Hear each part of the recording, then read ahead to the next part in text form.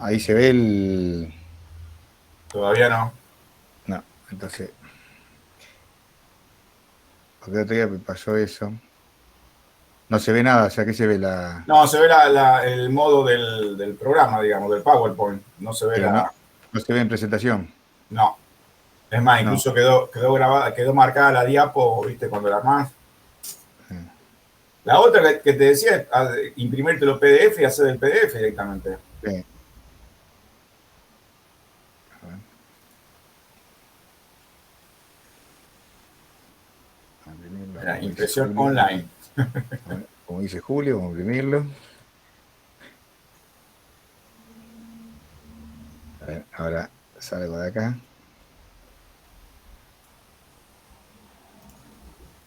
Mientras tanto están entrando, así que no. Sí, sí, sí, vamos.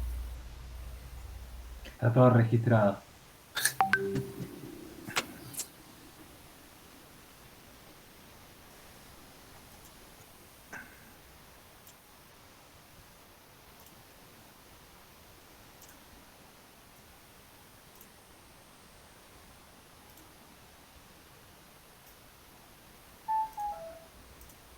Bueno, ahí se ve. Ahí se ve y tenés, sí, y tenés pantalla, ¿cómo se llama? Pantalla completa también, si querés. Sí. Pantalla completa. Me mataste esa parte. Acá se ve No, no, no. Ah, depende del. el programa. Ah, F11. ahí F11 están tirando el dato. Sí, F11. En el mío, F11 tengo cambio el color de coso, así que Ah, manda. ¿No son las dos flechas que apuntan hacia el lado opuesto? El cuarto símbolo. Habla dentro de la interfaz que tiene el zoom menos este, S. ahí Ese. A ver, está. ahí mejoró, ahí mejoró. No, bien. Bueno, no sé si cuántos somos, pero ya debemos estar. 21. Va, 21. 20. 20 porque cuenta la presentación como persona. No No. sé por qué. Bueno, buenas tardes. Hoy vamos a tocar el tema de revestimientos, tema de práctica. eh, y vamos a empezar a ver ahí estoy. Bueno, lo primero que vamos a empezar a definir qué función cumple un estético. La macana esto que no puedo salir para admitir. Dale a la flechita de vuelta, que cambian el sentido.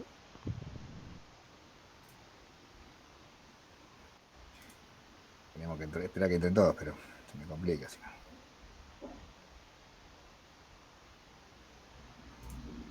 Bueno, ahí se ve lo de la de funciones. Ahí Perfecto, está sí. perfecto, se hizo de todo. Bueno, entonces vamos a definir qué función cumple el revestimiento. Entonces, las principalmente funciones que cumple el revestimiento son funciones estéticas, o sea, le damos color, brillo, textura a un muro, a un paramento, que puede ser en vertical y obviamente menos usado, pero no quita que en proyectos de arquitectura lo pidan, va en las partes, en los cielorrasos o en algunos muros horizontales. Tiene otra función que es una aislación térmica, como creo que lo hemos hablado cuando dimos muros o mamposterías, qué tipo de muros tienen mejor condición térmica que otros. Después cuando veamos en proyecto 1 y ya tengan que definir ustedes y elegir el muro, se van a dar cuenta que hay muros que tienen mejor aislación térmica que otros, o sea, tienen más capacidad. No quiere decir que el que no tenga no sirva, sino que, bueno, obviamente tendrá otras condiciones u otras cualidades, siempre desde el punto de vista técnico y barra económico. Todo tiene que ver mucho, gira todo alrededor de la parte económica en nuestra profesión. No hay un proyecto, no hay un proyecto bueno si económicamente no es rentable, eso es una realidad. Entonces, van a ver que otros tipos de muros hay algunos que tengan mejor o peor aislación térmica. Protección mecánica, que la protección mecánica puede ser cuando, si se fijan en algunos sanatorios o en algunos hospitales, clínicas, cuando se le pone a lo mejor un tipo de revestimiento a la altura de la camilla o a la altura de una silla de ruedas, para que no golpee contra el muro y no dañe la pared, esa es una, o la bicicleta o en algunos lugares. Esas son protecciones mecánicas.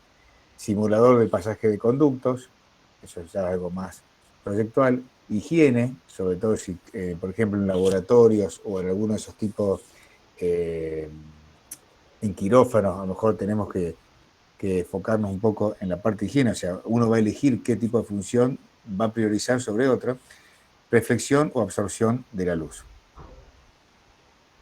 Ahora, si yo les digo que todas estas funciones que son de un revestimiento y les preguntamos qué función cumple una pintura, a grandes rasgos podríamos decir que cumpliría casi todas o un alto porcentaje del revestimiento. Entonces diríamos que una pintura y un revestimiento conceptualmente sería lo mismo, solo que hay una gran diferencia entre uno y otro, que es el espesor. Cuando estamos hablando de que un revestimiento entre 2, 3 o 4 milímetros, hay revestimientos más espesores, cuando lo vamos a ver ahora tipo piedra, que llega hasta 2 centímetros, mientras que una pintura no pasa de los 500 micrones. Esa es la gran diferencia que tenemos y obviamente no tiene resistencia mecánica, ni mucho menos. Pero en funciones, cuando uno habla de pintura, podría estar dentro de la familia de los revestimientos con ciertas limitaciones. Entonces, lo primero que vamos a definir qué tipo de revestimientos tenemos, y tenemos los revestimientos con morteros o los revestimientos con piezas especiales. Para ingresar en los revestimientos, bueno, antes de ingresar vamos a hablar de las herramientas. ¿Qué herramientas vamos a utilizar dentro de, cuando apliquemos revestimientos? Y acá tenemos el fratacho de madera blanca o blanda, que si bien obviamente no es color blanco, pero es mucho es más clarita que la madera tradicional, y esto se usa muchísimo cuando el revestimiento tiene color. ¿Por qué hacemos hincapié en otro? Porque un fratacho de una madera común, si yo después lo voy a pintar, es exactamente lo mismo, pero cuando yo tengo con color incorporado y no puedo retocarlo, o sea, es final, necesito este tipo de fratacho que no me tiñe ni me transporta el color de la madera a mi revestimiento. Esto se llama fratacho de madera blanca o blanda. Acá tenemos el fieltro, que es no más ni menos que un fratacho, muy parecido a este, un fratacho de plástico, con una goma espuma, no es que la pegamos en obra, ya viene comprado, se llama fieltro, y esto sirve en revestimiento, por ejemplo, en el fino lacal. Lo que hace el oficial cuando usa esta herramienta, está aplicando el revoque fino, va, digamos, fieltrando, es un verbo que usan ellos en obra, fieltrando, no sé si está en el diccionario, pero en la obra existe, y va acomodando los poros. Ahora vamos a ver cómo trabaja el revoque fino, dentro, arriba del revoque. ¿Cómo? No le escuché. Filtrar fue la palabra técnica que usó. Filtrar. En la palabra, por eso le digo, no sé si una palabra técnica que esté en el diccionario. En obra se llama fieltrar, porque viene de fieltro. Sí. Esto se llama fieltro. Ustedes van a la ferretería y compran un fieltro. No hay otra forma de llamarla a esto que un fieltro o una goma espuma. Obviamente, algunos van a encontrar que usan directamente una esponja, pero bueno, no es técnicamente adecuado. Esto es la herramienta que se usa, de fieltro. Por eso, muchas acciones en la construcción no están dentro del diccionario. Ya le ponen el nombre ellos y el uso y costumbre hace que lo llamemos así, ¿no es cierto? Pero bueno, puede ser el verbo no sé si existe, pero es fieltrar. Lo que tenemos al lado de la cuchara, del albañil, esta cuchara la van a tener siempre para levantar muros, para revocar, etc. Lo que tengo acá abajo a la izquierda es el cucharín, que es este cucharín se usa para los encuentros verticales a 90 grados, o sea, entre la pared y el techo, entre dos muros contiguos, que estén 90 grados o un poco más inclinados, pero cuando es de difícil acceso, el oficial albañil va a recurrir a esta herramienta para poder aplastar el revoque que sobresale. Al lado tengo la plomada. Esta plomada sirve, la foto no me favoreció porque arriba tiene una chapita que es parte de la plomada. Esta es una herramienta que sirve para poder sacar el plomo del muro. O sea, el plomo es la verticalidad del muro. Yo quiero saber cuán vertical está mi muro, y para eso lo que tengo que hacer es aplomarlo, es acompañar la chapita que va arriba y ver qué diferencia tengo de la pared. Pues si está muy pegado es porque está inclinado hacia adentro, y si está muy alejado por afuera. La plomada siempre va a estar vertical por un tema de la ley de gravedad, nada más. Y por último, el famoso balde de albañil, un balde de plástico que es lo más común utilizado porque es liviano, es fácil de rasquetear cuando empieza a quedar la mezcla, se empieza a cementar, y entonces el albañil es cómodo para utilizarlo.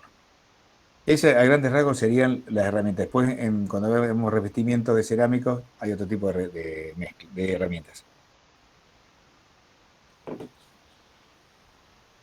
Bueno, los revestimientos con morteros, ante todo vamos a definir, ya habíamos con el ingeniero Giovannón, qué era un mortero. Se acuerda que un mortero es la mezcla que se usa en la construcción, donde está compuesta de ligantes y agregados finos y gruesos, o agregados finos. El mortero es la mezcla. Yo tengo un mortero de cemento y arena, me sirve para hacer una carpeta, para levantar a lo mejor para hacerla con hidrófugo a una capa aisladora, y si a eso le pongo cemento de albañilería o cal, puedo hacer un revoque o puedo levantar una mampostería. Entonces, los revestimientos con mortero son los famosos revestimientos que quedan terminación lisa, el famoso revoque. Está compuesto de tres tapas, que son las tres que están viendo acá, más una cuarta capa que es la terminación final. La primera es el azotado. El azotado es es un revoque que lleva cemento, arena e hidrófugo, nada más. O sea, no lleva cal y arena media, y muy poco. Esto lleva prácticamente de espesor, no llega a los 5 milímetros, puede llegar a medio centímetro de espesor como mucho. ¿Por qué se llama azotado? Porque es la acción que realiza el oficial albañil. Fíjense en la foto de abajo, él lo que está es castigando, llevando esa mezcla, ese mortero de cemento, arena e hidrófugo. El hidrófugo puede venir líquido o en pasta, depende de la marca y depende de la forma comercial en que se compre. Entonces, el albañil lo que hace es proyecta, o sea, le pega, digamos, le da un azotado a la pared con una cuchara. Es bastante duro, es bastante grueso, no es maleable, porque el cemento y la arena lo que le da plasticidad a otras cosas es la cal, y en este caso no tiene cal, porque el azotado no puede tener cal porque tiene problemas de reacción con la humedad y con el hidrófugo. O sea, el azotado no lleva cal, nunca va a llevar cal, sí va a llevar el cemento, arena y hidrófugo. Entonces, el albañil lo que hace es, en la foto, él azota, le pega a la pared hace unos 5 centímetros y logró la impermeabilidad al muro. Acto seguido, lo que tenemos que hacer es el revoque grueso o jarro. Yo le puse jarro porque el jarro es una palabra muy, muy antigua, ya prácticamente hoy en la obra, no creo que nadie en la obra sepa qué es la palabra jarro, pero pueden encontrar algún libro viejo, algún tratado viejo que todavía lo nombra, por eso se los escribo, pero quédese tranquilo que si van a la obra dentro de 2 años, cuando se reciban, 2 o 3 años, y le pregunten por un jarro, nadie va a saber porque es algo muy antiguo. Pero es el revoque grueso. El revoque grueso, hay varias dosificaciones, va a depender de la decisión proyectual, pero en líneas generales tiene cemento, cal, arena, puede tener cemento de albañilería, en algunos lugares le piden polvo de ladrillo, ya no existe más porque cuesta mucho conseguirlo. ¿Y cuál es la función del revoque grueso? Principalmente tapar el azotado, que no quede expuesto al sol, porque es muy rígido y puede correr el riesgo ese azotado de que se quiebre. Si se quiebra el azotado, estamos listos, porque ustedes no se van a dar cuenta nunca que se quebró, porque lo tapa, son microfisuras, y es la barrera que le permite que no entre el agua. Si no entra el agua, si se fisura y nosotros no nos dimos cuenta y estamos en un muro al sur, que es donde más expuestos estamos en nuestra zona, o sea, vamos a tener humedad dentro de la vivienda o la oficina o lo que fuera. Entonces, el azotado, el revoque grueso, la primera función es tapar el azotado. Y la segunda función, que es obtener el plomo, o sea, recuperar el plomo del muro, que es lo que lo hacemos con la plomada.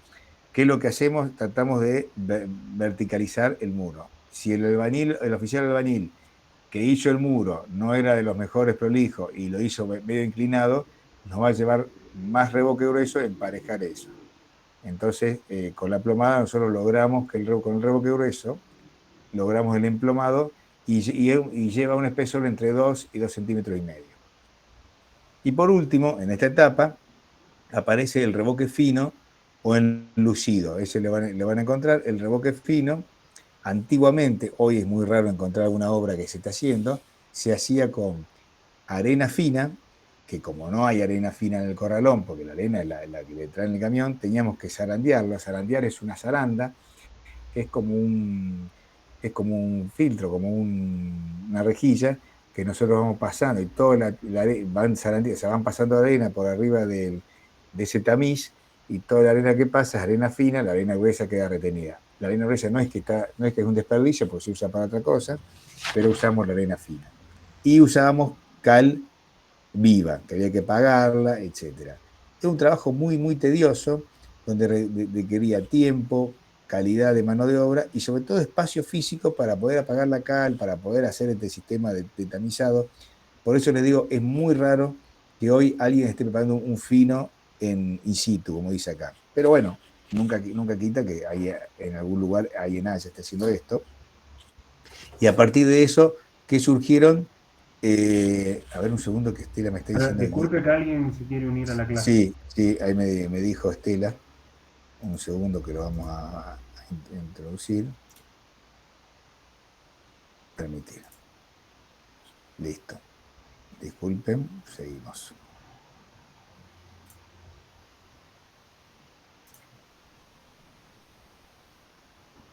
Bien.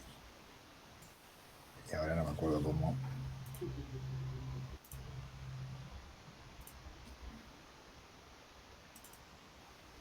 Bien.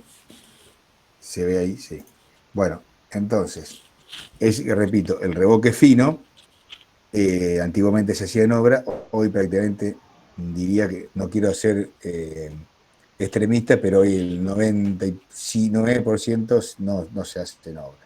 Por eso, hace ya como 30 años, salieron los finos premezclados, que son nada más que una bolsa. Premezclado quiere decir que una fábrica lo premezcló en la obra, en su fábrica. Tiene una dosificación en pesos, lo que hace el oficial albañil, le agrega agua y directamente lo carga. El espesor promedio son 2 milímetros, prácticamente nada. Lo que hace es, le da una capa fina al revoque grueso, porque el revoque grueso tiene arena mediana, entonces no queda del todo prolijo. Entonces el revoque fino lo que hace es cubre todos esos poros y lo empareja y lo deja mejor, le da mejor terminación muy lisa, para poder aplicar la cuarta tarea de este trabajo, que es la pintura. Entonces, hoy en un revoque de terminación lisa está compuesta por 4 tareas. En esta pared que estamos viendo acá tenemos el azotado, el revoque grueso, el fino, y obviamente a esta pared le está faltando la cuarta tarea, que era una pintura. A partir de esto, de estas 4 tareas o 3 tareas para hablar, salieron unos productos que se llaman premezclados, que a ver si los tengo acá, que se llaman 3 en 1, en realidad tiene otro nombre, pero se llaman 3 en 1 porque reemplazan 3 operaciones en una. ¿Cuál es la ventaja? Simplifica la mano de obra, o sea, optimiza tiempo. Calculen que ahí pasaron 4 tareas, 4 operarios. Calidad constante, porque la bolsa siempre viene constante, viene fabricada, viene elaborada en una fábrica donde se tuvieron los parámetros constantes de tantos kilos por bolsa de arena, tanto de cal, tanto de cemento, tanto de estearato, que es la materia prima del hidrófugo, y listo para usar. Lo único que hay que agregarle es agua. ¿Cuál es otra ventaja muy importante de este producto? Es que la dosificación es en peso.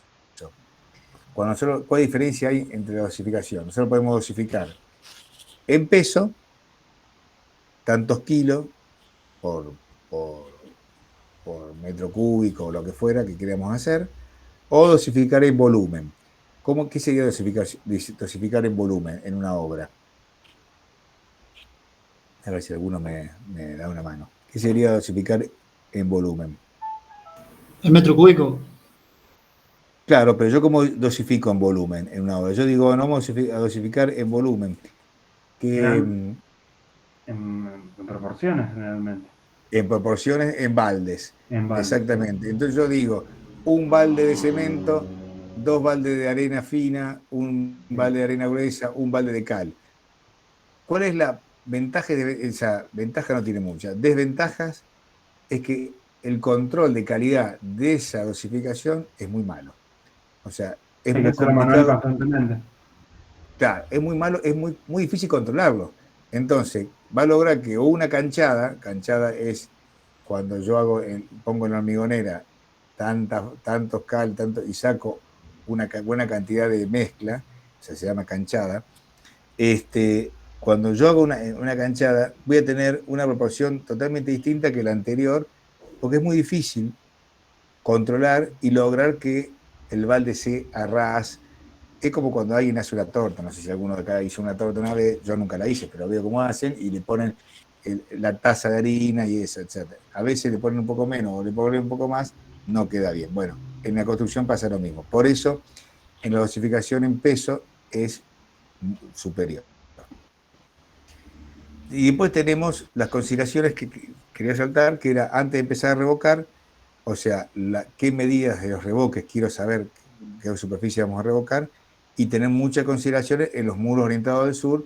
¿Por qué? Porque en el hemisferio sur, los muros que están orientados al sur tienen la particularidad que nunca reciben el sol, o sea, no tienen el sol de frente, digamos. Entonces, esos hay que tener mucho hincapié en la parte hidráulica para que no quede agua introducida entre el revoque fino y el azotado, y eso a la larga genera hongos. Bien, entonces, de los premezclados, para seguir con el tema y terminarlo, pueden ser en forma manual o forma proyectable. La química del producto es exactamente la misma, tiene otros componentes, otros aditivos químicos, pero prácticamente es lo mismo, la función entre los manuales y los proyectados. Vamos a hacer el paso a paso, cómo sería en los proyectados, que sería lo mismo. Y lo primero que tengo que hacer es colocar las fajas metálicas o fajas de material. ¿Qué diferencia hay entre las fajas metálicas y las fajas de material? Las fajas metálicas son estos angulitos que tienen que ser lo más recto posible. Hay que intentar que sean rectos, o sea, si yo tengo una faja que con el tiempo me dobló, no sirve como faja, porque la faja es la que voy a plomar. Fíjense acá no se alcanza a ver, pero lo que está haciendo el oficial albañil de esta foto es aplomando la faja esta que está acá a mi derecha. O sea, la está poniendo a plomo. Quiere decir que estas fajas están vertical. ¿Y para qué sirven estas fajas? ¿Y qué separación tengo? La separación es la separación máxima que puedo tener una regla, este mismo oficial, de ahora vamos a ver, y poder cortar el revoque. Decía yo que estas fajas son metálicas, pero también pueden ser fajas de material. ¿Cómo serían las fajas de material? No es más ni menos que el mismo material que estamos usando, se hace un trapecio, el lado mayor apoyado sobre la pared y el lado menor paralelo a la pared, pero adelante. Y con esa faja en forma de trapecio, lo que me sirve es utilizar, reemplazaría las fajas metálicas. No hay diferencia entre una y otra. Pero bueno, colocando la faja metálica, que es lo más común porque es más rápido, se pega con la misma mezcla, suavecito, porque después estas fajas tengo que sacarlas. Segundo proyecto, fíjense, esto es con proyectado, ahora después voy a mostrar la foto de cómo funciona la máquina, pero tranquilamente podría hacer en forma manual, como vimos la primera foto del albañil que estaba azotando la pared, es exactamente lo mismo. Acá lo que está haciendo el oficial es proyectando en la pared entre las dos fajas. ¿Por qué entre las dos fajas? Porque después esta regla es la que me va a servir a mí para reglear y cubrir la zona y que quede bien a plomo. O sea, yo no puedo poner una faja más separada de lo que abro mis dos manos porque no puedo trabajarlo y me va a salir cualquier cosa. En el medio me va a quedar o hundido o sobreelevado. O sea, no va a quedar a plomo. Con esto me garantizo que entre las dos fajas yo puedo trabajar el producto. Entonces siempre se hace de abajo hacia arriba cuando proyecto, porque así a medida que voy subiendo, esto se va cementando, digamos, al ser cementicio se va solidificando y obviamente no adquiere la dureza porque al ser un producto cementicio tarda 24 horas para empezar a tener cierta dureza, pero por lo menos se va estabilizando y el peso de lo que tengo arriba lo va soportando. Si yo empezaría de arriba hacia abajo, se empieza a caer, no tengo nada que lo sostenga. Siempre se empieza de abajo hacia arriba, va cortando, una vez que llega hasta donde le da la altura de este oficial, si no ya tengo que poner un andamio, ahí y realizo lo que se llama el regleado o corte. Corto y regleo. ¿Sí? ¿Se ve en la foto ahí? Sí, ¿no? ¿Hola? Sí, sí, se ve. No, está. Bueno, Todo correcto, todo correcto. gracias. Una vez que terminé de reglear y cortar el muro, tengo que sacar las fajas, porque si no saco la faja y empieza a tener reacciones químicas este cemento, no la saco nunca más. Debo romper el cemento, romper el revoque para hacer esto. Entonces, fíjense que una vez que está cortado acá, saco las fajas y con el mismo producto que se fue cayendo, obviamente tiene que estar limpio, no puedo proyectarlo, pero sí tiene que estar limpio. ¿Cómo es? Relleno la faja. Y ahí le paso con un fratacho de manera tal de poder ir completando los muros, esta ranurita que fue dejando la regla. Fíjense que o lo hago con el fratacho o lo hago con una cuchara. Y una vez que termino esto y que deja tirar el material, y otro verbo que también usan en obra, pero que no está, ese sí que no está en ningún diccionario, es orear. Quiere decir que el material le empieza a tirar un poco, empieza a tener algunas resistencias mecánicas, fruto de que el ser cementicio y empieza a tener alguna solidificación, pero no está del todo estable, y ahí le puedo pasar el fieltro y ya lo dejo acomodado y queda listo para pintar. Esta es la máquina que le estaba hablando. Fíjense, acá tiene un diente de sierra. Acá dentro del diente de sierra el oficial sube la bolsa, raspa la bolsa que es de papel dentro del diente de sierra y cae en todo este volumen. Acá dentro hay todo un volumen vacío. Si así alcanzan a ver acá en esta foto, un poco más alejada. Y ahí cae el polvo seco. Acá van a encontrar, acá tiene una manguera que entra el agua, que es lo que le da, acá entra el agua, perdón, y ahí tengo un caudalímetro. Entonces con esta máquina también lo que tengo es controlo la cantidad de agua y siempre es constante. Yo fijo hasta dónde puedo entrar agua por cantidad de polvo que va tirando la máquina. Entonces yo no tengo que una mezcla viene con más agua o menos agua, porque en todo revoque y todo revestimiento van a encontrar que hay un rango de cantidad de agua. No puedo agregar agua a discreción y lo que yo quiero agregar. Tengo que tener un rango, pero tiene que ser constante ese rango. O sea, si yo digo que me pide por bolsa, sobre todo el manual, me pide entre 6 y 7 litros de agua por bolsa. Significa que si yo tomo 6,5, tengo que ser constante, porque si no me va a cambiar las proporciones entre uno y el otro. Lo bueno de la máquina, que ya me lo hace la máquina. Después tiene un compresor que le da que ayuda a que proyecte esto, porque sin el compresor este mortero no podría salir, que el compresor viene con esta presión en la manguera roja, empuja con presión y proyecta el revestimiento sobre el muro. ¿Sí? Bueno, y después todo sencillo, es más eléctrica que técnica, ¿no? Estas bolitas que están acá, que van a ver, son unas bolitas de esponja que tienen el diámetro de la manguera. Hay que tirarlas una vez que uno termina de usarla para que limpie y no quede cemento. Imagínense que si yo dejo cemento en la manguera, húmedo, cuando seca no lo saco más. O sea, esta manguera hay que tirarla. Entonces, antes de usarla hay que tener la precaución de proyectar, o sea, hacer pasar con la presión del compresor y todo, esta especie de esponjitas anaranjadas que van adentro de la manguera. Bien. No sé si tienen alguna duda. Sí. Bueno, lo dicho y los ejemplos prácticos que estuvimos hablando fueron para muros, pero todo esto se puede ser aplicado para los ciorrazos. ¿Qué serían los ciorrazos? No es más ni menos que la superficie horizontal que tenemos en el techo o en los entrepisos o en las cubiertas, etc. Hay dos tipos de ciorrazo, el ciorrazo aplicado o el ciorrazo suspendido. ¿Cuál es la diferencia entre uno y el otro? El ciorrazo aplicado es el que se proyecta, se coloca directamente sobre la losa o sobre el entrepiso o sobre la cubierta.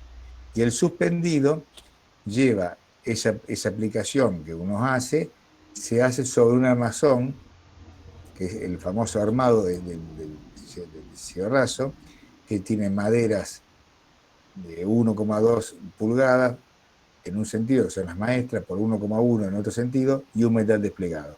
¿Qué logramos con ese ciorrazo suspendido? Y bueno, lo que estamos es despegándolo de la losa. Y ahora le pregunto, ¿cuál es más económico? ¿El aplicado o el suspendido?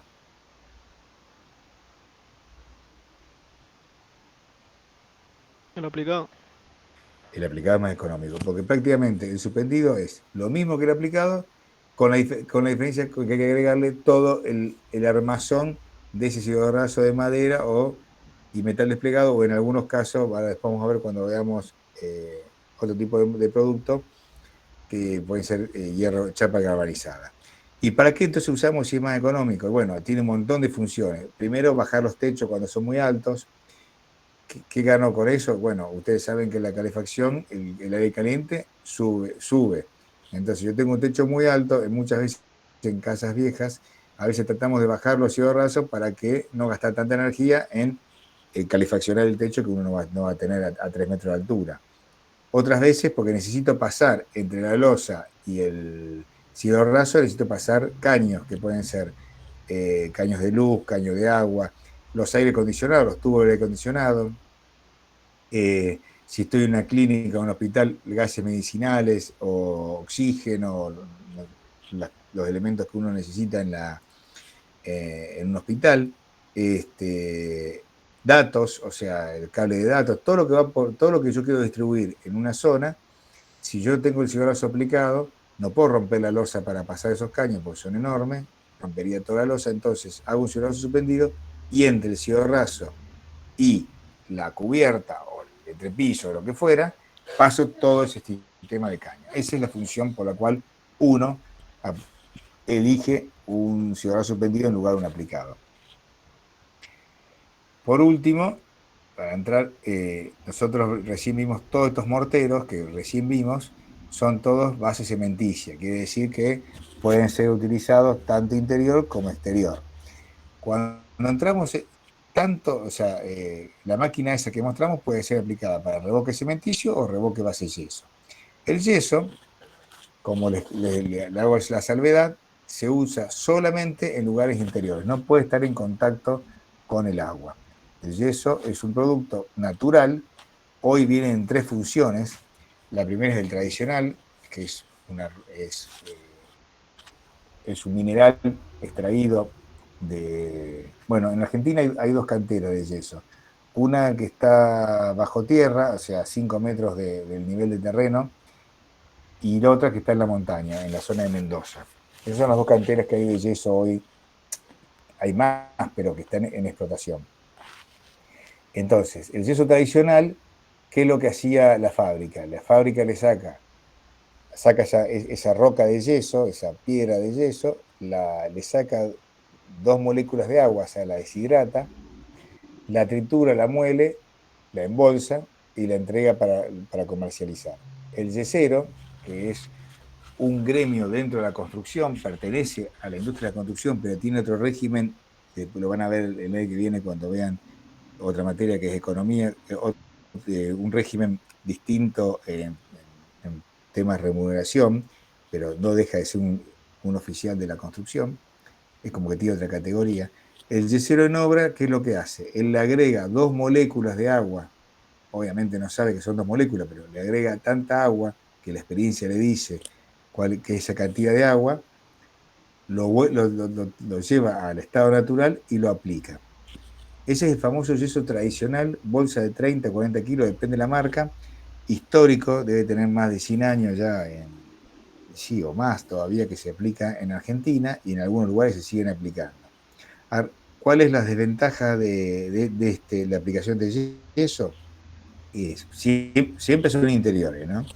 Pero ¿cuál es el problema del yeso? El yeso tiene muy poca resistencia mecánica y tiene muy bajo tiempo abierto. El tiempo abierto es el tiempo justo cuando el oficial yesero agrega el yeso a la batea con agua y para poder aplicarlo. Tiempo justo, le estoy hablando entre 2 y 3 minutos, y en invierno puede ser 4 minutos, no más de 5 minutos si hace mucho frío y hay bastante humedad. O sea, calculen que en 2 minutos el oficial tiene que mezclarlo y aplicarlo y terminarlo. O sea, obviamente se puede, porque de hecho se hace, pero si ustedes han tenido oportunidad de ir a una obra, van a ver que el yesero, cuando está arriba del andamio, aplicando este producto, prácticamente vuela, va corriendo porque se le pasa.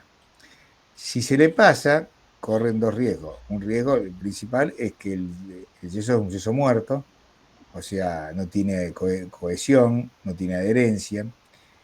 Se le puede pasar en algunos sectores y en otros no. Entonces puede ocurrir que el yesero lo ponga igual, total en el momento no se da cuenta y no pasa nada. Después viene el pintor y cuando quiere pasar la espátula o el pincel o el rodillo, se acuerda de toda la familia del yesero. Y si no, la otra es que lo tira, lo saca, lo tira al piso y van a encontrar al lado del andamio toneladas, muchos residuos de yeso, que son las estalactitas que le hicimos en obra, porque van tirando y van quedando ahí. Ese yeso, así como está, que sigue funcionando, dio lugar al yeso aditivado. El yeso aditivado es el yeso igual que el que les acabo de exponer, con la diferencia que tiene aditivos químicos incorporados en la mezcla, incorporados en la bolsa, que le da resistencia mecánica y tiempo abierto. El tiempo abierto llega prácticamente hasta los 25 minutos.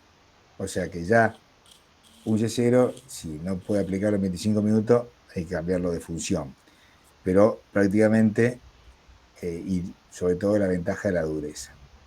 Esos son los yesos que son aditivados, que prácticamente hoy están comiendo el mercado, le están pasando, o sea, le están robando, entre comillas, no sé si es robada, pero están robando el mercado al yeso tradicional por todas estas ventajas. Y además porque ya llevan 22 años en el mercado y esos 22 años ya fueron adquiriendo mano de obra especializada que nacieron con ese producto. Piensen ustedes, cuando sale un producto nuevo, cuesta muchísimo que la mano de obra existente, que viene trabajando de una manera, querer cambiarlo o torcer el rumbo a ese producto. Por eso, en la construcción van a escuchar siempre que es bastante conservadora en algunos productos, porque la aplicación tiende a ser conservadora. Pero bueno, un producto que tiene 22 años, ya hay personal incorporado a la actividad que nació con el producto. Y por último aparece la placa de roca de yeso, que no es más ni más que una placa de yeso, es el nombre técnico, placa de roca de yeso, con un revestimiento de papel en ambas caras. Lo van a escuchar nombrar como Durlock. El Durlock es la marca que dio nombre al producto, porque fue la primera marca en Argentina. Hoy hay 4 marcas en Argentina que hacen placa de roca de yeso. Por eso el nombre técnico es placa de roca de yeso, pero hoy no sé si alguien le va a contestar por teléfono cuando ustedes pidan 2 placas de roca de yeso, le van a preguntar Durlock, y le van a decir tengo otra marca, pero es Durlock. Y dio lugar a la persona que aplica el Durlock, o la placa Roche, que se llama, en la jerga nuestra, o en la construcción, se llaman durleros. Vienen de haber aplicado o haber ser especialistas en ese tipo de aplicación. Las 3 yesos que acabo de nombrar, sí o solo sí, son para interiores. No pueden estar al exterior. Obviamente, hay revoques en los yesos aditivados, el revoque expuesto antes, y la placa de roca de yeso, las fábricas hicieron las placas cementicias, que es lo más ni menos que lo mismo, pero base cemento, o sea, pueden estar al exterior. Bien. Esa sería contaminación fina. Después ya entramos en los revestimientos con contaminación rústica, que pueden ser capas finas o capa gruesa o monocapa. Los de capa fina reemplazan al fino la pintura. ¿Se acuerdan que de las 4 tareas que yo le habíamos expuesto recién, azotado, revoque grueso, revoque fino y pintura, el revestimiento capa fina reemplaza el fino de la pintura? O sea, no nos salvamos del azotado ni nos salvamos del revoque grueso. Y pueden ser o cementicios o plásticos. La diferencia entre ambos es la base principal componente de ese revestimiento. En los cementicios van a escuchar nombrar que son los salpicados cementicios, los materiales de frente, bolseados o bochones. Estos son los nombres técnicos que dan algunos de los revestimientos cementicios. El revestimiento cementicios es mucho más antiguo que el plástico. Calculen que tienen la estación de colectivo de Mariano Moreno está hecha con un revestimiento cementicio, o sea que tiene más de 100 años en el mercado. Bueno, ¿cómo hacemos para hacer la terminación del revoque cementicio? Esta es la terminación, que puede ser fina o textura, y está constituida principalmente por cemento blanco, no el cemento gris que solo usamos para construcción, sino un cemento blanco, cal, cargas minerales, cuarzo y mica. La mica prácticamente no le aporta nada técnicamente, sino es netamente estética. La mica es, para que ustedes tengan en cuenta, es como un espejito que no tiene nada de peso y le da el agregado de mica, que no es mucho tampoco, no es una barbaridad, pero le da un agregado para que le dé tipo brillo al producto. Pigmentos naturales y aditivos específicos que pueden ser los polímeros. El revestimiento cementicio, algunas consideraciones, tanto cementicio como plástico, es un material de terminación de obra, o sea, no se pinta más. Entonces lo que tenemos que hacer es colocarlo al final de la obra. ¿Qué significa esto? Que cuando yo voy a hacer un revestimiento, ya tiene que haber terminado el electricista, el plomero, el del aire acondicionado, el gasista y cualquier otro personaje de la construcción, porque esto va arriba. Si yo aplico el revestimiento y después viene el plomero porque se olvidaron, no él, o nosotros como profesionales, o él se olvidó de poner una canilla de servicio, me va a hacer una canaleta y la marca entre ambos productos se nota. Entonces me queda mal terminada mi terminación. Así que ahí hay que arreglarlo toda la pared o matar alguno. Por otro, utilizar siempre la misma cantidad de agua, lo que le decía antes, porque si yo a un producto cementicio con color incorporado, que el rango es entre 6 y 7 litros, a un balde le pongo 6,6 litros, a otro le pongo 6,3, a otro 6,8, estoy cumpliendo la norma, pero en forma distinta, y lo que voy a lograr es que entre todos no logre uniformidad del color. Piense, para hacer un ejemplo más casero, cuando queremos hacer un café soluble, si yo le pongo más café o menos café, además del gusto, está o más oscuro o más claro. Bueno, acá pasa exactamente lo mismo. Y acá lo que importa es la terminación y que el color sea parejo. El paño debe ejecutarse en forma completa, o sea, no admite uniones de un día para otro. El sol de las 5 de la tarde es totalmente distinto que el de las 7 de la mañana. Entonces yo vengo trabajando y no termino la tarea, y al día siguiente, ni hablar si un sábado domingo, pero al día siguiente quiero avanzar, no puedo avanzar porque en realidad puedo avanzar, pero lo que voy a tener es una diferencia de color. Por eso el paño, cuando yo elijo, cuando proyecto aplicar un revestimiento, cementillo plástico, es exactamente lo mismo. Lo que tengo que hacer es que el paño a ejecutar empiece y termine en el día. Y bueno, y si no se termina, habrá que encontrar algunos artilugios, porque si no tengo una muralla china para llenar, para completarla, va a ser imposible. Entonces, bueno, haré algunas juntas de trabajo artificiales, provocadas, que me generen que esa junta, obviamente se va a enterar todo el mundo, pero por lo menos están prolijas. ¿Mm? Y bueno, obviamente la base tiene que ser pareja. Yo puedo haber hecho un revoque grueso con cemento de albañilería, arena y algo de cal, y al lado puedo haber hecho uno de cemento, arena y algo de cal, tiene distinto color. Entonces lo que se hace es una mano base con el mismo producto como una pintada a los fines de regularizar la absorción del revoque gris. Bueno, acá algunas terminaciones, como puede ser, fíjense en las combinaciones que van haciendo. Acá lo está proyectando. Este es lo que es famoso salpicado.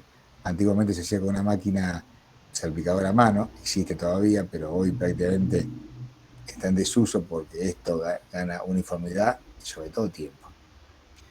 Elemento que es fundamental en la construcción, ¿no? Bajar los tiempos. Bueno, una vez que terminamos de aplicar, aparece el peinado, que no es ni más ni menos que es un desgranar, sacar el peine, que se hace con peine de frentista, que es no es el peine de albañil, hay otro, que lo que hace es desgrana, le rompe las tensiones y si alcanzan a ver la foto, ahí empiezan a ver un brillo, esa es la mica que tiene incorporada que le da un tono estético, nada más, no tiene otra función que esa. Y bueno, obviamente como un producto cementicio debemos curarlo. ¿Qué significa curarlo? Rociarlo con material, con agua, mojar la pared antes de aplicarlo, si hace mucho calor durante y después, y al día siguiente también. Toda agua que le estamos agregando al material fuera del balde que la necesitamos para hacer las reacciones químicas no están de más, al contrario, son ventajosas. Si yo esa agua no la estoy usando y hace mucho calor, no digo un día como hoy, pero un día en pleno enero, que llegamos a los 35 grados acá en Rosario, y no hago este proceso de curado, el sol no pide permiso, le va a exudar el agua que tiene para realizar las reacciones químicas del material, y el material se va a quedar sin agua. Hacer un producto cementicio, si no tengo agua, no puede cementarse, o sea, no tiene forma de aglomerarse, y empiezan a aparecer el famoso material de frente quemado, que cuando uno va y lo golpea con los nudillos, siente un hueco, significa que está quemado, que no tuvo oportunidad de fragua. O sea, el sol exudó. Por eso, en los días de mucho calor conviene no aplicarlo, porque no le da tiempo.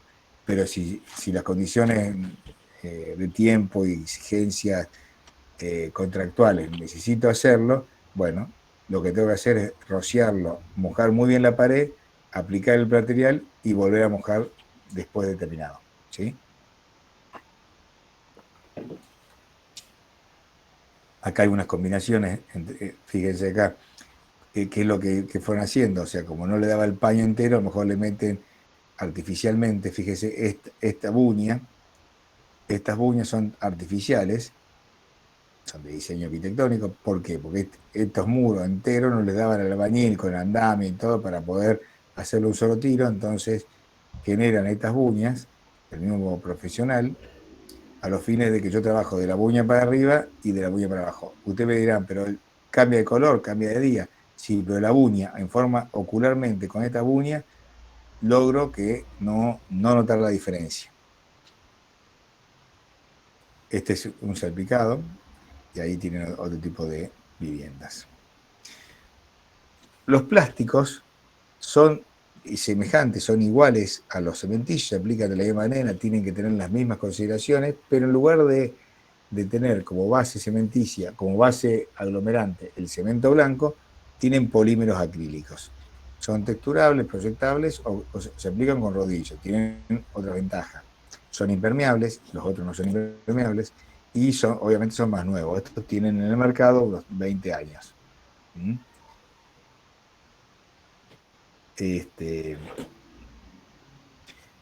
Algunos se proyectan, otros se aplican con rodillo, son bastante densos. Estos materiales pesan entre 1,8 y 2 kilos por litro, o sea que tiene una densidad elevada, o sea que no es fácil no es una pintura que yo puedo pintar, o sea, acá el material se puede colocar en la pared y después se pasa el rodillo para aplanarlo. Acá esta textura se logra porque el material tiene cuarzo incorporado. El cuarzo es una piedra muy dura, es un mineral muy, muy duro, que lo que logra es que el oficial albañil que está acá muerda ese cuarzo con la llana plástica, esta es una llana plástica, y vaya haciendo las vetas. Lo que siempre se dice es que el muro lo tiene que hacer siempre la misma persona. Yo no puedo en el mismo muro poner 3 o 4 oficiales, por más que todos saben hacerlo bien, es como que todos sabemos escribir, pero tenemos distintas letras. Acá todos saben aplicar el material, pero en distinta mano.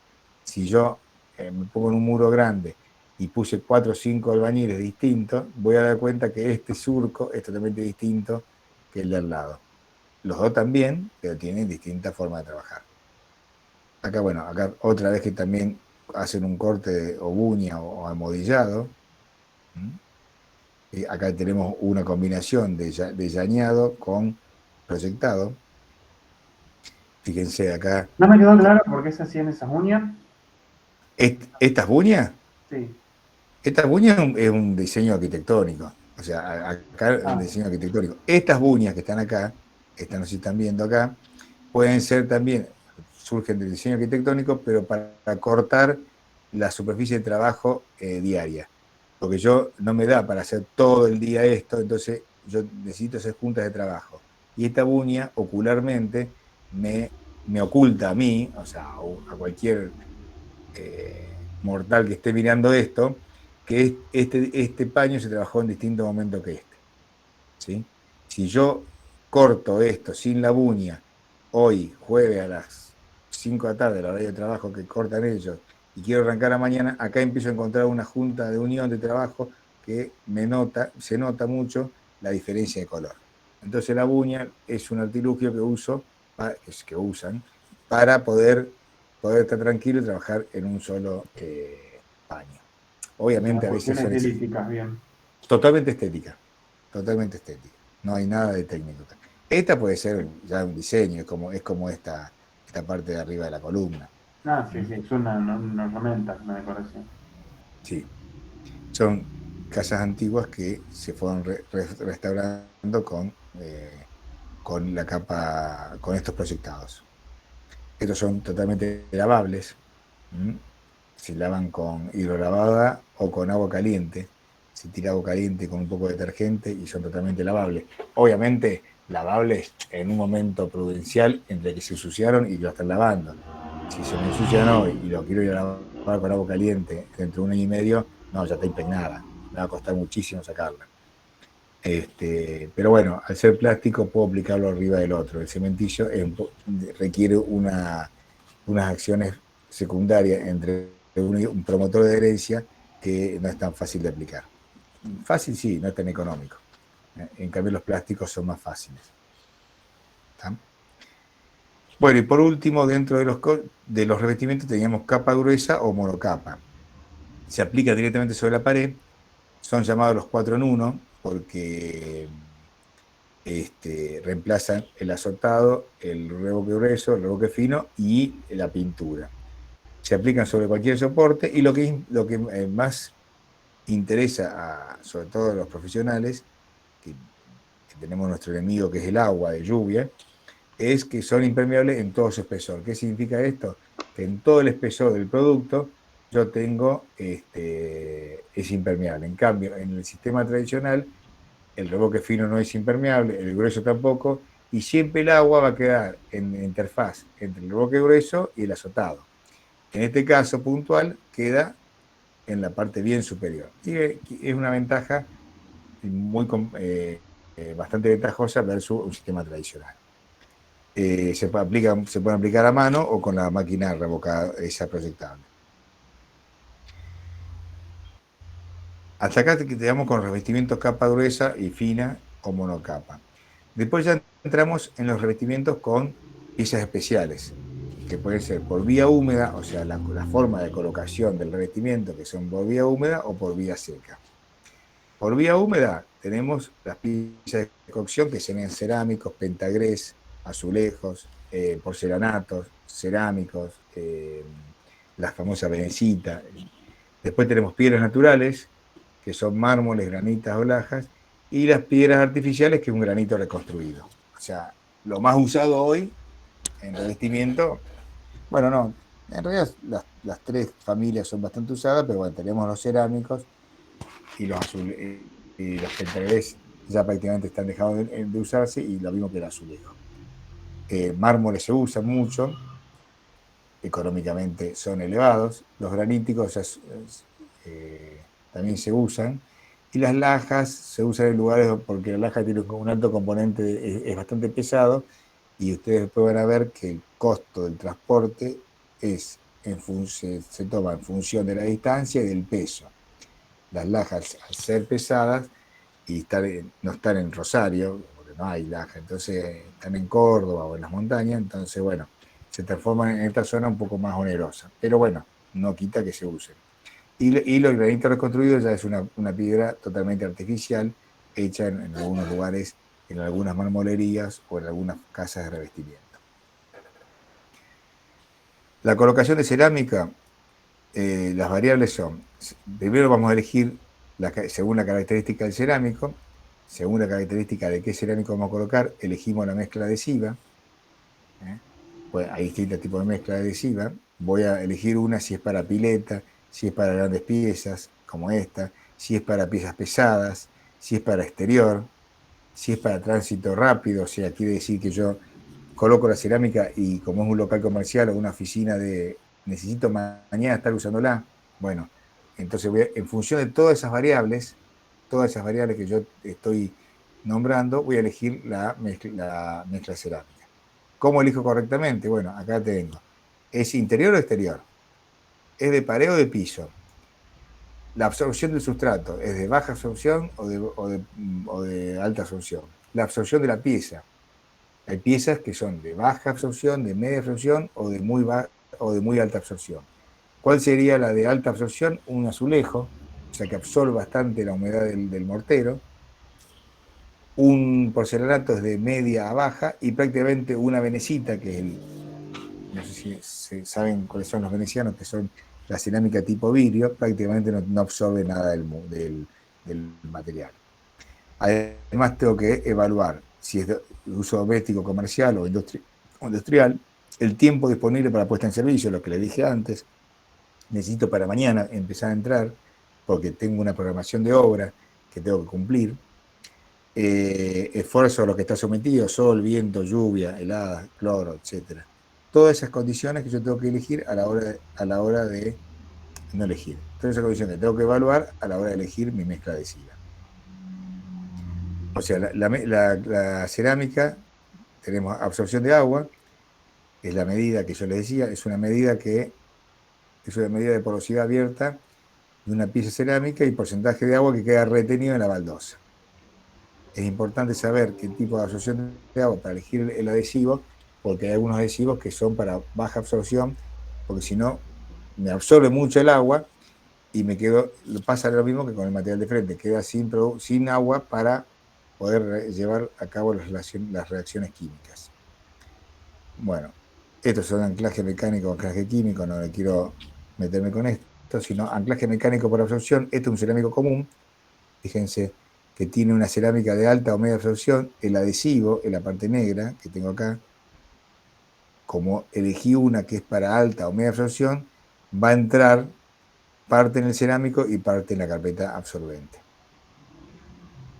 Esta es la mezcla adhesiva que yo elijo para este tipo de cerámico. Si yo tengo un porcelanato que tiene muy baja absorción, dice 0, pero tiene algo de absorción, pero muy baja, fíjense que tengo que elegir un adhesivo que sea solamente que se agarre con ligantes mixtos, se agarre sobre la carpeta absorbente y tenga anclajes químicos para poder agarrar el porcelanato, porque si no, se me levanta la pieza.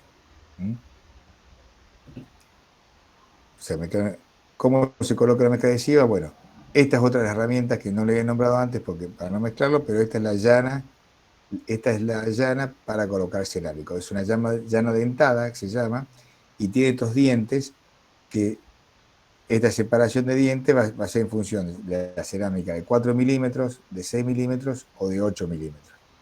Bueno, hay de 12 también. ¿Cómo elijo esto? Y bueno, se elige en función del espesor del cerámico. Si el cerámico entra en la llana, elijo el número de llana que voy a usar. Y la llana lo que hago es, proyecto todo mi producto en la carpeta si estoy colocando piso o el revoque si estoy colocando pared, y después le paso la llana dentada y le hago estos surcos. ¿Sí? Si uso doble encolado, lo que hago es, le aplico la misma cantidad, pero en la pieza, en el dorso de la pieza. Estos surcos tienen que estar sí o sí aplastados cuando yo pongo la cerámica. Yo pongo la cerámica, automáticamente el albañil, el colocador, el ceramista en este caso, tiene que aplastar bien de manera tal que esta mezcla, que está bien fresca, cubra la superficie y queda todo en forma lisa. Cuando no lo hacen bien, no apretan bien, o se distraen, o se seca esto, el famoso tiempo abierto, a la larga, que pueden ser no más de 6 meses, la pieza se levanta. El famoso se me levantaron los pisos. Y eso es producto de todo, de no apretar. Una de las condiciones es que no apretaron bien la cerámica sobre la mezcla, y otras que dejaron mucho tiempo abierto entre la extensión del pegamento y la aplicación del cerámico. Bueno, hay que revisar si están regulares. Si no están regulares, hay que hacer una capa de adhesivo para poder regularizar y queden bien regulares, porque si no, yo queda una oquedad para ese tipo puente y el cerámico queda colgando. Tiene que estar limpio, eso sí o sí. Esto es una obviedad, pero no puede haber resto de nada, y menos de yeso. El yeso es lo más nocivo que hay para este tipo de productos, porque tiene una reacción química que los levanta muy fácil. Tiene que ser absorbente, no puede, el revoque no puede rechazar el agua, o sea, no puede tener cerecita o estearato, hidrófugo, y tiene que ser resistente. Si yo tengo un revoque o una carpeta muy, muy floja, lo más probable es que se me levante el cerámico. Si yo calculo una estructura de hormigón y hago el mejor cálculo de hormigón que puedo tener en mi estudio, y las bases están mal calculadas o el suelo es malo, todo lo que dice arriba no sirve para nada porque se me va a caer todo. Lo mismo pasa con esto. En menor escala el daño, obviamente, ¿no?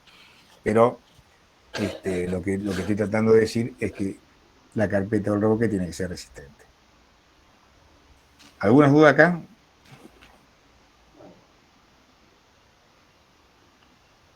Bueno, parece que no. Paso al...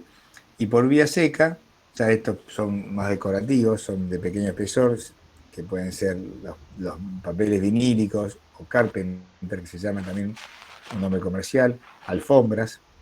Esos son todos vía seca, porque prácticamente no hay ingreso de agua, por eso se llama vía seca o construcción en seco. Lo aplican, por lo general ya son aplicadores específicos y especialistas en este tipo de trabajo. No es el albañil típico de la obra. Que lo quiera hacer y crea que lo hace bien, no quita de que no son los especialistas en el tema. Y bueno, son los papeles vinílicos y otros que poseen algún tipo de bastidor. Y por último, los revestimientos acústicos o térmicos, que cuando veamos con la ingeniera Estela, una de las últimas clases, cuando vemos acústica y aislación térmica, por ejemplo, necesitamos aislar acústicamente, por ejemplo, una sala de radio. Entonces, bueno, son revestimientos que se aplican en vía seca, se aplica tipo la cáscara la caja de los huevos, eso es un flor de revestimiento acústico. Obviamente ya se compran para eso. Eso se aplica en forma de vía seca. Y térmicos cuando estamos en condición, cuando a lo mejor la vivienda que estuvimos trabajando o que nos hicimos cargo tiene algunos problemas térmicos de humedad o ingreso de humedad, bueno, aparecen algunos aditivos, algunos revestimientos que mejoran la aislación térmica del muro. Bueno, y no tengo más. ¿Alguna duda?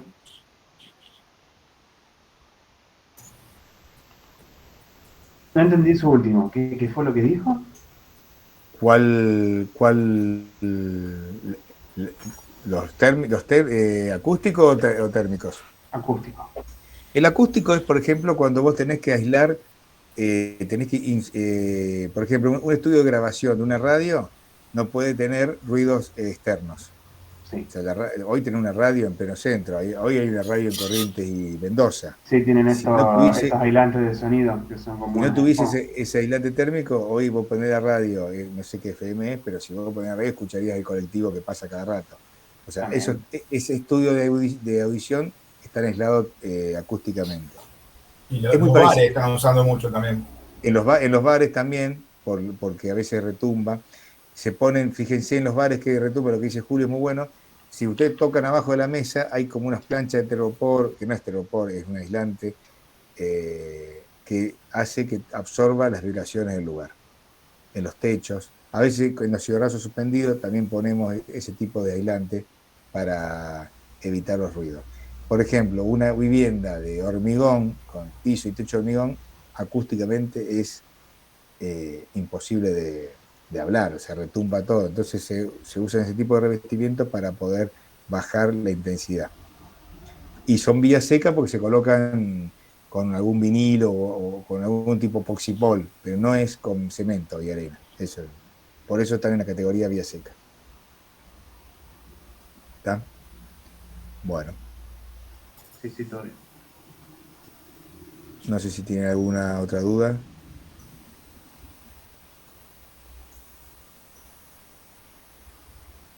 Si estaría listo, entonces, comisión 3, en 10 minutitos empezamos la corrección. Bueno. Vamos 10 minutos para café y baño y empezamos a 16:20 la clase de práctica de comisión 3. Bueno, la comisión 1, que estoy yo, sigo con